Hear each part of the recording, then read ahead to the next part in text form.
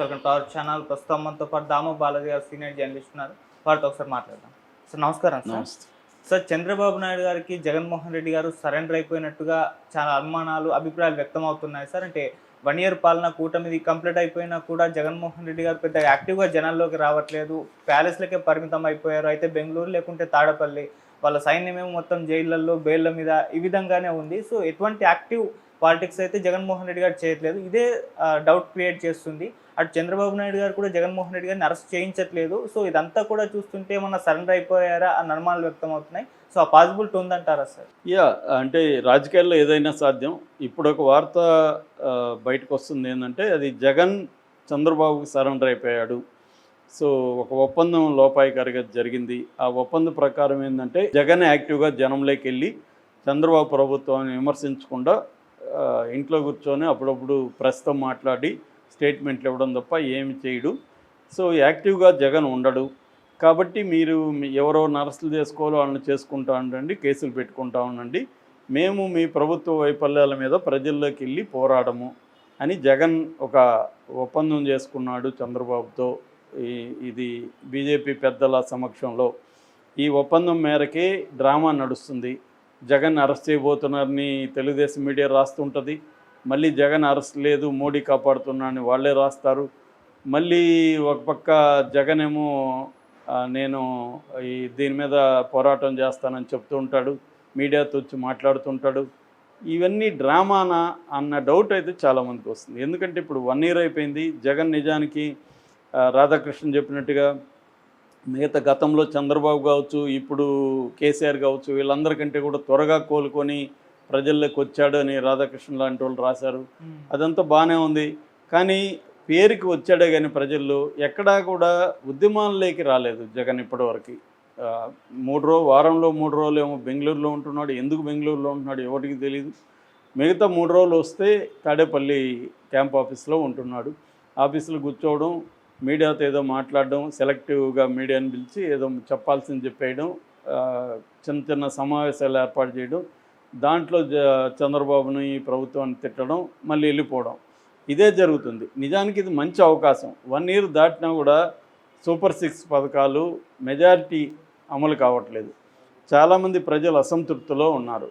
So already economy దారుణంగా ఉంది. మనకి మైనస్లో జిఎస్టీ ఉంది. ఇప్పటివరకు ఎప్పుడు లేని మైనస్లోకి వెళ్ళింది. సో పెద్దగా పెట్టుబడులు రావట్లేదు. పెద్దగా సెంట్రల్ గవర్నమెంటు ఆంధ్రప్రదేశ్లో ఎకనామీకి ఏమీ హెల్ప్ చేయట్లేదు. విభజన హామీలు అమలు కావట్లేదు. విశాఖ ఉక్కు అది ప్రైవేటీకరణకి ప్రాసెస్ అనేది స్పీడప్ అవుతుంది. అనేక మంది కార్మికులు, వందలాది వేలాది కార్మికులు తీసేస్తున్నారు. అనేక ఇష్యూలు ఉన్నాయి జగన్కి. ఇప్పుడు మంచి అవకాశం. అంటే మామూలుగానే జగన్ స్టైల్ ఏంటంటే, best form of defence is offence అని. అంటే మనల్ని కాపాడుకోవాలంటే మనం అఫెన్సివ్గా వెళ్ళాలని. అది చేయట్లేదు జగన్. డిఫెన్సివ్ పాలిటిక్స్ ఆడుతున్నాడు. ఇక జగన్కి సంబంధించిన అనేక మంది మెయిన్ వాళ్ళంతా కూడా జైళ్ళల్లో ఉన్నారు, లేకపోతే బెయిల్ కోసం కోర్టుల చుట్టూ తిరుగుతున్నారు, లేదంటే అన్నీ మూసుకొని కూర్చొని ఉన్నారు. మనం చూస్తే పెద్దిరెడ్డి కావచ్చు, పెద్దిరెడ్డి రామచంద్రరెడ్డి, వాళ్ళ కొడుకు పెద్దిరెడ్డి మిథున్ రెడ్డి, సజ్జల రామకృష్ణారెడ్డి, వైవి సుబ్బారెడ్డి, కొడాలి నాని, వల్లభనేని వంశీ, ధనంజయ రెడ్డి, కృష్ణమోహన్ రెడ్డి, విడదల రజని, రోజా, కసిరెడ్డి రాజశేఖర్ రెడ్డి, అవినాష్ రెడ్డి, నందిగం సురేష్, ఈ బ్యాచ్ అంతా ఏమయ్యారు? ఉంటే జైళ్ళల్లో ఉన్నారు, లేదంటే సైలెంట్గా ఉన్నారు. అనారోగ్యం ఇంకొకటి కథలు చెప్తున్నారు. కొంతమంది కోర్టులో బెయిల్ కోసం తిరుగుతున్నారు, సైలెంట్గా ఉంటున్నారు. ఓన్లీ మనకు కనబడేది ఒక పేరుని నాని, అప్పుడప్పుడు అంబటి రాంబాబు. రోజా కూడా సైలెంట్ అయిపోయింది.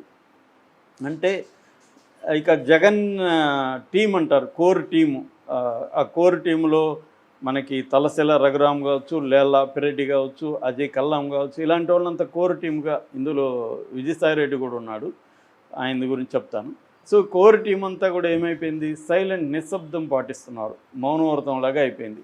ఎవరు కూడా బయటకు వచ్చి మాట్లాడే పరిస్థితి లేదు.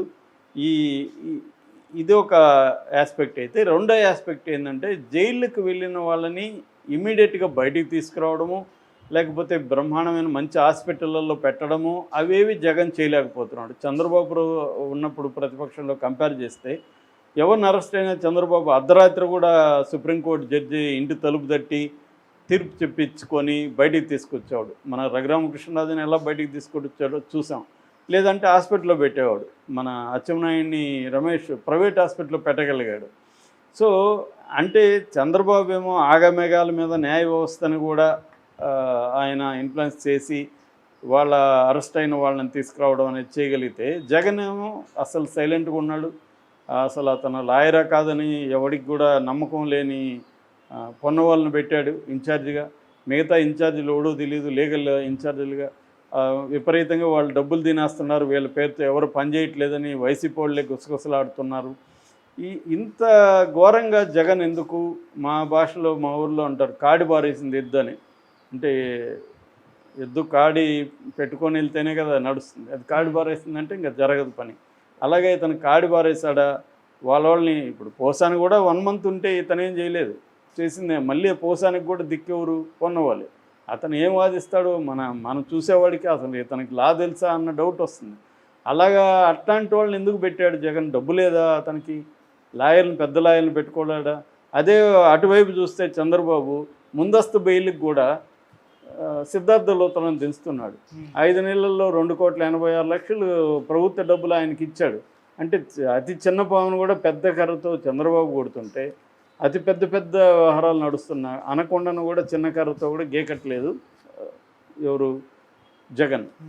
ఇక ప్రజల్లోకి ప్రత్యక్ష పని ఎప్పటికైనా జగన్కి ఖచ్చితంగా జనంలో క్రేజ్ అయితే ఉంది. ఇప్పటికి కూడా అతను బయటకు వచ్చి జనంలోకి వెళ్ళి ఉద్యమాలు చేస్తే ఖచ్చితంగా క్రేజ్ ఉంటుంది. ఆల్రెడీ చంద్రబాబు ప్రభుత్వం మీద అనేక రకాల అసంతృప్తి ఉంది.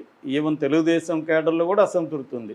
ఎందుకంటే ఎమ్మెల్యేలు ఎక్కడికెక్కడ విచ్చలవిడిగా తినేస్తున్నారు. అది తెలుగుదేశమా వైసీపీ నన్ను చూడట్లేదు, ఎవరి దగ్గరైనా వాళ్ళు డబ్బులు లాగేయడం అనే కార్యక్రమంలో ఉన్నారు. వాళ్ళ మీద కంట్రోల్ లేదు, వాళ్ళని ఎవరు కూడా ఆపే పరిస్థితి లేదు.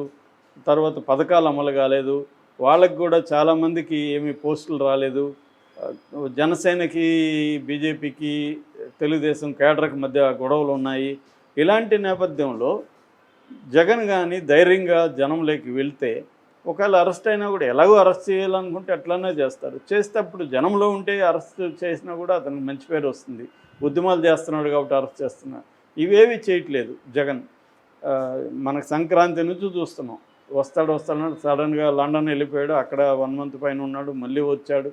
ఇదే జరుగుతుంది తప్ప ఒక రిటైర్డ్ ఇదిలాగా ఉన్నాడు. వీళ్ళే గతంలో జనసేన నాయకుడు పవన్ కళ్యాణ్ విమర్శించేవాళ్ళు, ఆయన వీకెండ్ పొలిటీషియన్ని.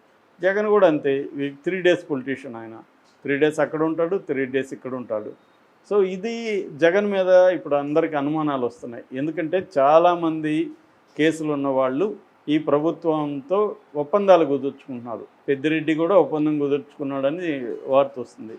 అట్లాగే మన ఆయన ఎవరు, చంద్రశేఖర్ రెడ్డి కాకినాడ, ఆయన కుదుర్చుకున్నాడు అని చెప్తున్నారు.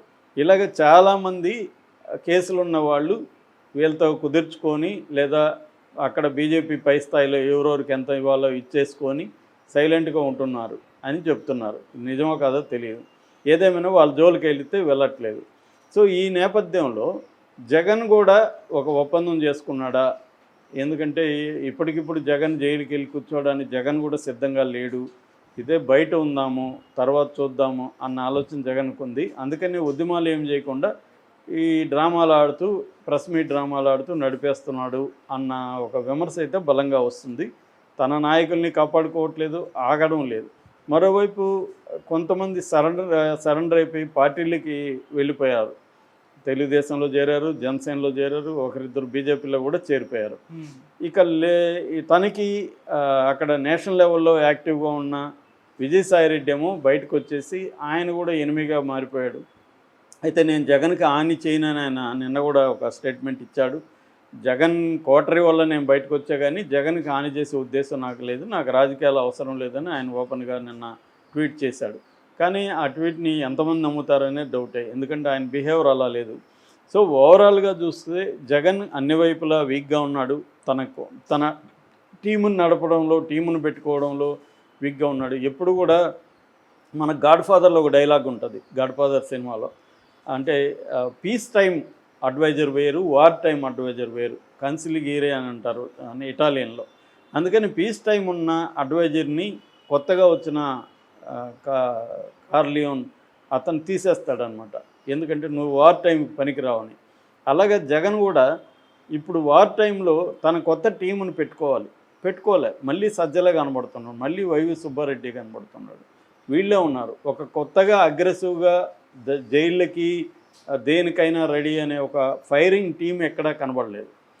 సో అంటే అన్ని వైపులా జగన్ వీక్గా ఉన్నాడు, సైలెంట్గా ఉన్నాడు. అయినా కూడా చంద్రబాబు ఎందుకు అరెస్ట్ చేయట్లేదు అంటే చంద్రబాబుకి జగన్కి మధ్య ఒక ఒప్పందం కుదిరిపోయింది. సరెండర్ అయిపోయాడు జగన్. ఊరికే డ్రామాలు ఆడుతున్నారు అంటున్నారు. ఇప్పుడేమో జూన్ 4వ తేదీ వెన్నుపోటు దినం అని ప్రకటించారు. మరి ఇక్కడి నుంచైనా జగన్ యాక్టివ్ అవుతాడా, ఈ థీరీకి బలం ఇస్తూ సైలెంట్గా ఉంటాడా అనేది మనం చూడాలి. Okay sir, thank you so much.